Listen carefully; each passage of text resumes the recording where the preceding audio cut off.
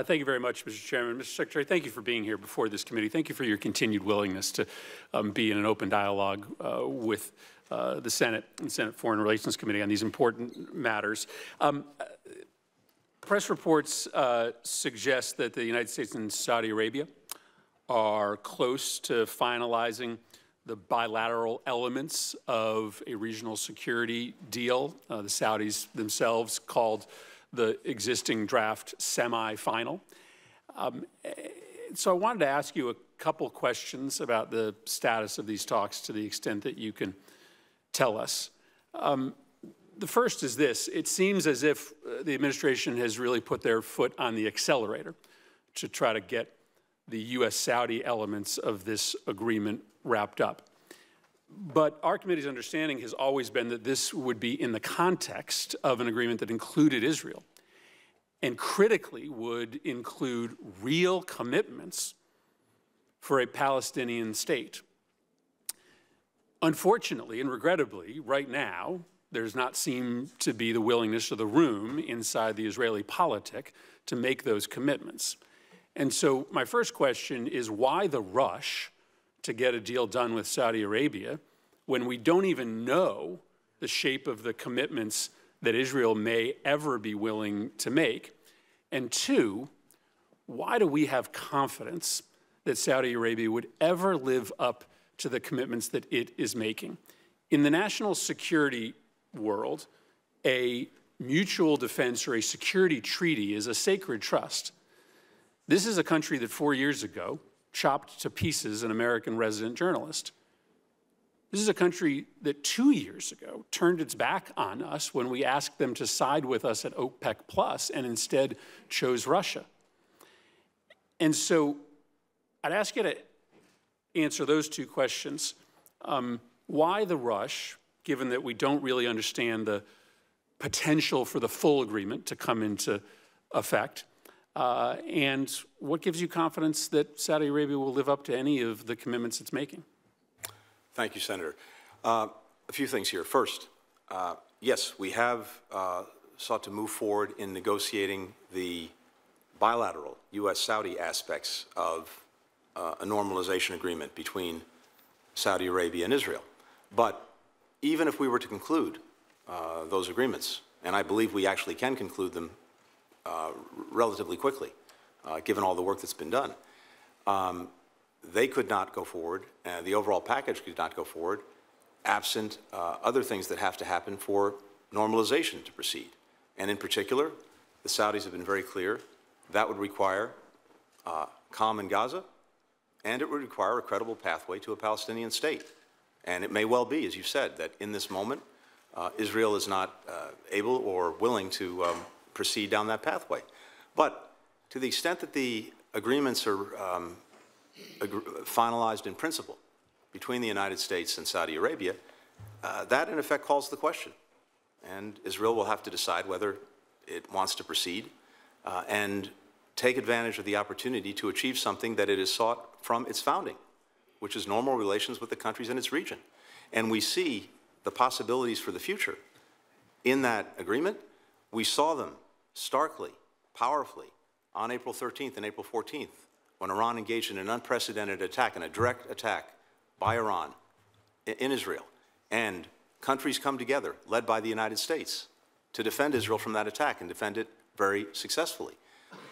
There's an opportunity for Israel to become integrated in the region, to get the security, fundamental security it needs and wants, to have the relationships that it sought going back to its founding. But in order for that to actually go forward, there has to be an end to Gaza. There has to be a credible pathway to a Palestinian state.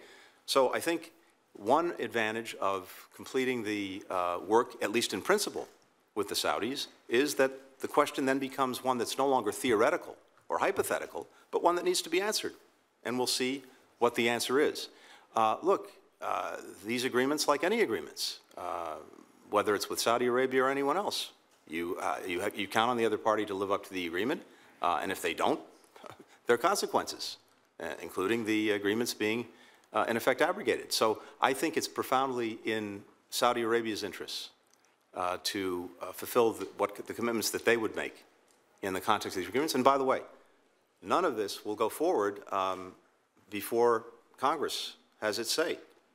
Let me just express worry at the phrase credible pathway to a Palestinian state, right? A credible pathway to a Palestinian state is very different than a Palestinian state. We have had numerous credible pathways to Palestinian states that neither side has made real upon. This is a unique and perhaps final opportunity to actually cement a Palestinian state, which many of us believe is the necessary predicate to peace in the region and the long-term survival of a Jewish state in the Middle East. Look forward to continued conversations about this really important topic. Wanted to touch one other subject with you. You've got $169 million in this request to counter fentanyl and other synthetic drug production around the world. Thank you for that commitment. Later this week, the Senate is going to vote on a bipartisan border security measure negotiated with Republicans that would dedicate $20 billion to border security, including substantial, unprecedented new resources to stop fentanyl from coming into the country.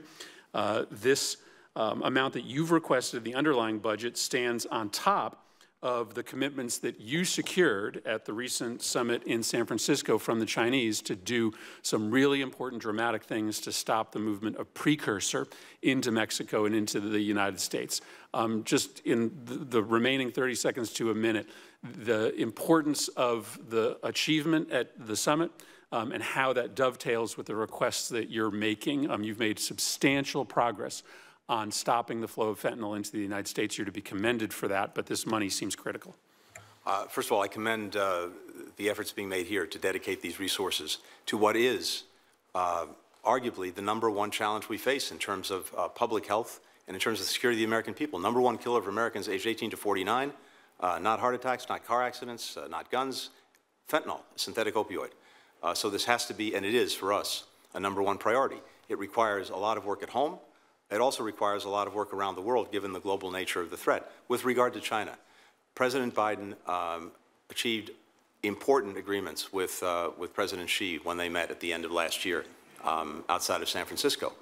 And China moved ahead in publishing new regulations, in cracking down on some of the companies that were engaged in producing and then transferring the precursors, the ingredients that go into making fentanyl, as well as to establishing a working group with us so that we could track this. Now, when I was just there a few weeks ago, I made the case that while this was a good start and important, more needs to happen in order for it to be truly effective in reducing the flows that are coming to Mexico, the precursors, and then synthesized into fentanyl and coming into the United States, including very public enforcements of the law with prosecutions and convictions, including scheduling some precursors that China has agreed to schedule but has not yet done to make their use more restrictive, and also going at the financial networks where we've seen connections between some Chinese entities and criminal cartels in our own hemisphere,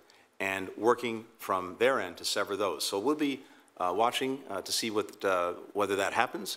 It's a start, but a lot more needs to happen.